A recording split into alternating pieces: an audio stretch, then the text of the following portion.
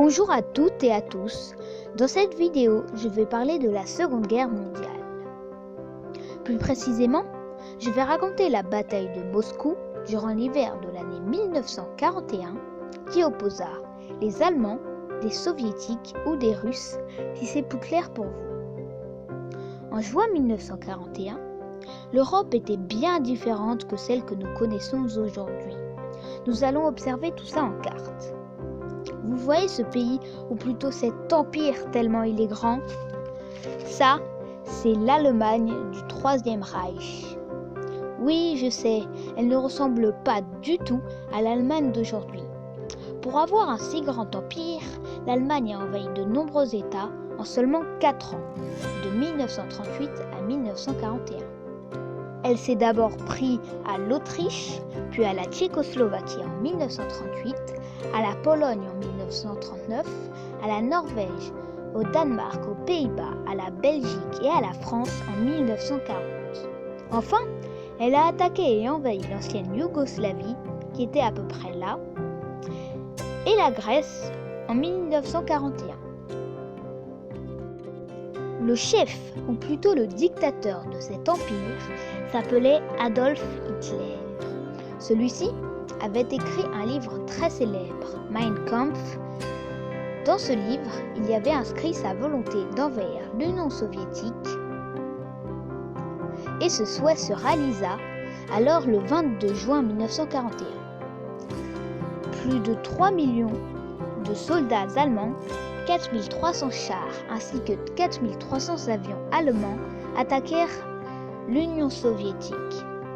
C'est l'opération Barbarossa. L'avancée allemande arriva tout près de Moscou durant l'hiver 1941.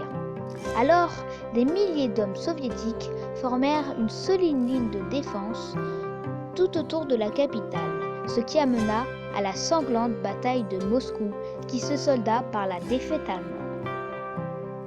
On va remonter le temps pour comprendre une des causes de la défaite allemande. Durant le début de l'opération Barbarossa, il y avait 3 armées qui attaquaient l'URSS. Tout d'abord, il y avait le groupe d'armées sud qui se dirigeait vers le sud et vers la ville russe de Sébastopol ainsi que la ville de Stalingrad. Il y avait le groupe d'armées nord qui avait pour objectif de se diriger vers le nord et d'attaquer Leningrad. Enfin, il y avait le groupe d'armées centre à laquelle on va s'intéresser dans cette vidéo. Celui-ci avait pour but de prendre Moscou. Il attaqua d'abord Smolensk, une ville russe très connue, puis il aurait pu attaquer Moscou, mais Adolf Hitler préféra d'attaquer Kiev, ou d'aider plutôt à attaquer Kiev, car c'était l'objectif de l'armée sud tout d'abord. Mais, comme il a attaqué Kiev, l'attaque sur Moscou a été retardée. Du coup, quand le groupe d'armées centre se dirigera vers Moscou, les bouts russes de l'automne viendront. Et ces bouts, chez les Russes, ils sont très très grosses. Il y a des bouts partout et ça va provoquer vraiment, ça va stopper l'avancée allemande vers Moscou.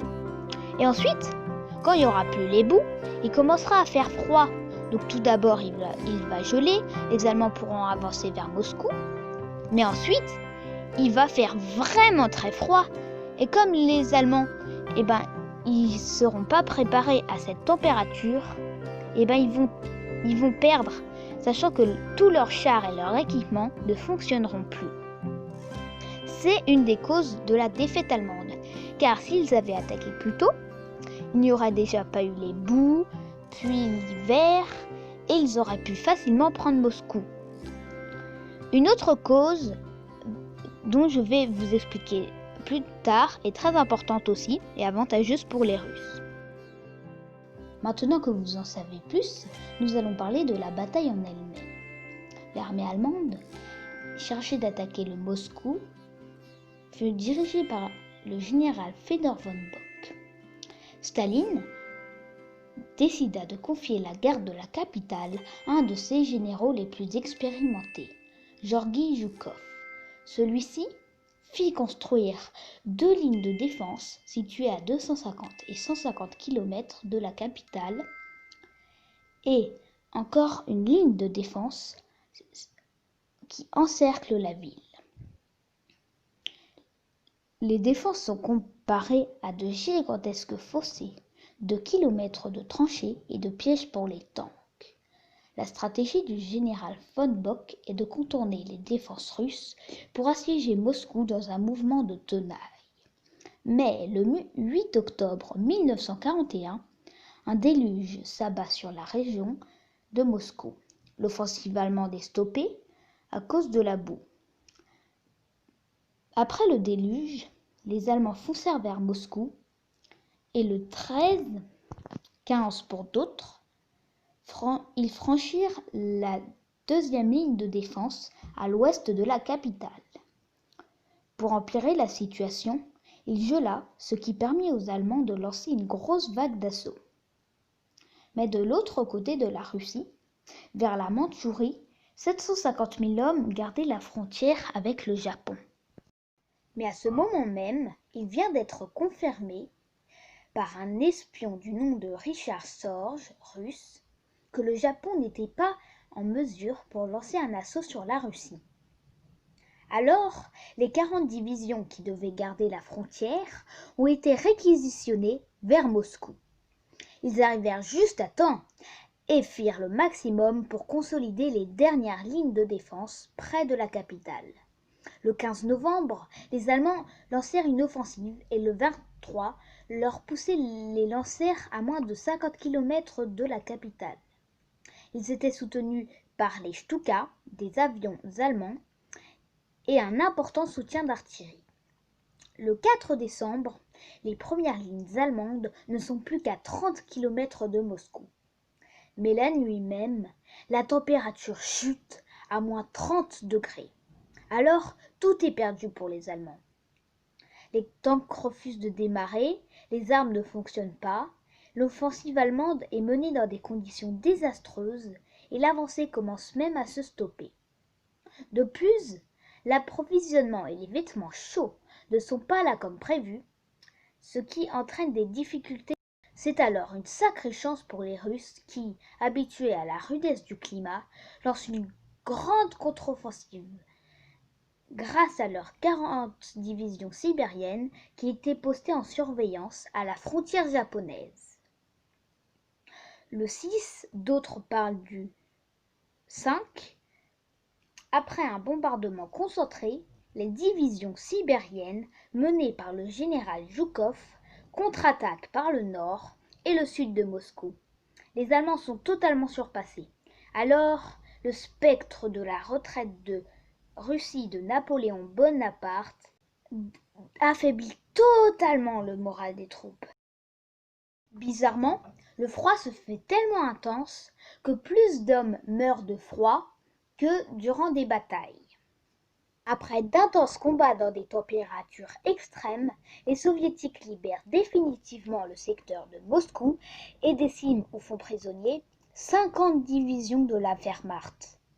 Mais les Allemands stabilisent néanmoins le front et évitent de grands encerclements. Maintenant la bataille terminée, passons aux conséquences. Déjà du côté allemand. Tout d'abord, après cette défaite, les Allemands seront affaiblis et Moscou ne sera jamais prise. De plus, Hitler prendra de plus en plus en main le commandement de l'armée, ignorant les conseils de ses généraux, ce qui lui vaudra sa défaite à Stalingrad. Néanmoins, la Wehrmacht garde la supériorité numérique et tactique, ayant toujours la meilleure armée, du moins jusqu'à la défaite de Stalingrad. Côté russe maintenant. La victoire à Moscou a permis de montrer aux Russes que la Wehrmacht n'était pas invincible, mais qu'il fallait se battre dur et sans merci. Mais Staline commettra des erreurs en sous-estimant les Allemands et en lançant des attaques dispersées un peu partout. Malheureusement, ça sera un échec et les forces dispersées de l'armée rouge empêcheront une attaque massive en un endroit donné. De plus, la bataille aura coûté la vie à plus de 800 000 soviétiques. La vidéo est terminée, j'espère qu'elle vous aura plu et je vous retrouve à très bientôt pour une nouvelle vidéo. Salut à tous!